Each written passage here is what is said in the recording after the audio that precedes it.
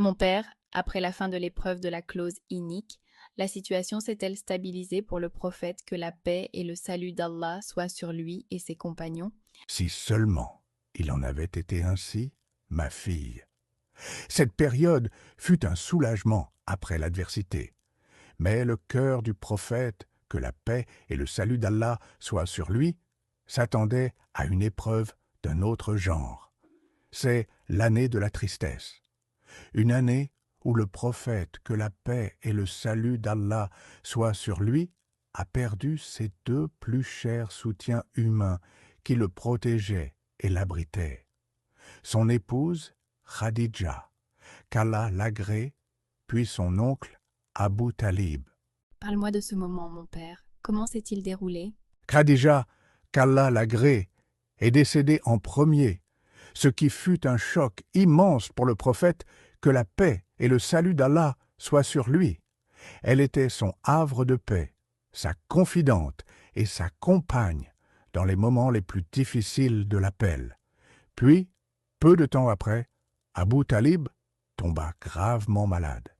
Lorsque sa maladie s'aggrava, le prophète, que la paix et le salut d'Allah soient sur lui, se tint à son chevet, en présence de notables de Quraysh.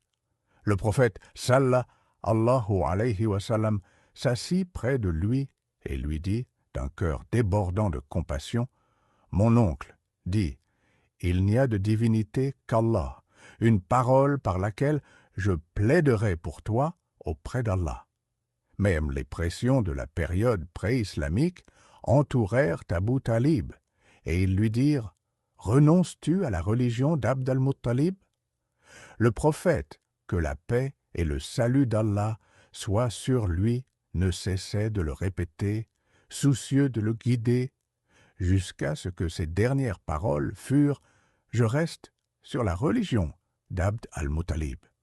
Le prophète, que la paix et le salut d'Allah soient sur lui, sortit alors attristé, et la parole d'Allah, le Très-Haut, descendit pour montrer que la guidée est entre les mains d'Allah seul.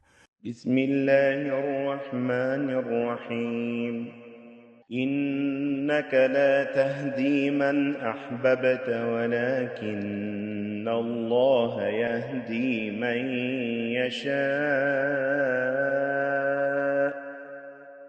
وهو أعلم بالمهتدين.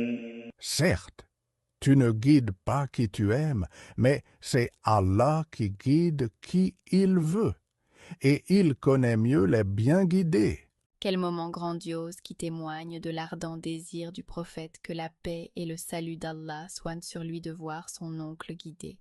Mais comment a-t-il supporté cette double perte en une seule année? Ce fut une année aride de tout soutien humain, ma fille. L'appel a perdu son bouclier politique et tribal avec la mort d'Abu Talib, et le prophète a perdu son havre psychologique et la chaleur de son foyer avec le décès de Dame Khadija, qui l'abritait et l'affermissait. Les persécutions de Quraysh s'intensifièrent au point qu'ils osèrent s'en prendre à lui d'une manière qu'ils n'auraient jamais osé durant la vie de son oncle, au point que le prophète déclara « Quraysh ne m'a fait subir rien de déplaisant avant la mort d'Abu Talib. » Et face à cette pression immense et à cette douleur profonde, le Coran est descendu pour être le remède et le réconfort. Et quels sont les versets qui sont descendus pour apaiser cette immense tristesse dans le cœur du prophète, que la paix et le salut d'Allah soient sur lui? La révélation est venue panser les blessures du prophète et affermir son cœur par des versets explicites du livre d'Allah. Parmi les plus magnifiques, citons ce qui est venu dans la sourate Ad-Duha, où Allah le Tout-Puissant a juré par le symbole de la lumière et de la sérénité pour raffermir son noble cœur en disant بسم الله الرحمن الرحيم والضحى والليل إذا سجى ما ودعك ربك وما قلى وللآخرة خير لك من الأولى ولسوف يعطيك ربك فترضى. Par le jour montant et par la nuit quand elle s'enveloppe, ton Seigneur ne t'a ni abandonné, ni détesté. La vie dernière est certes meilleure pour toi que la présente, et ton Seigneur te donnera certes de quoi te satisfaire. Allah est le plus grand. Quelle est donc la résonance grandiose de ces paroles sur un cœur attristé qui perd ses bien-aimés? D'autres versets sont-ils descendus pour l'affermir face aux persécutions du peuple?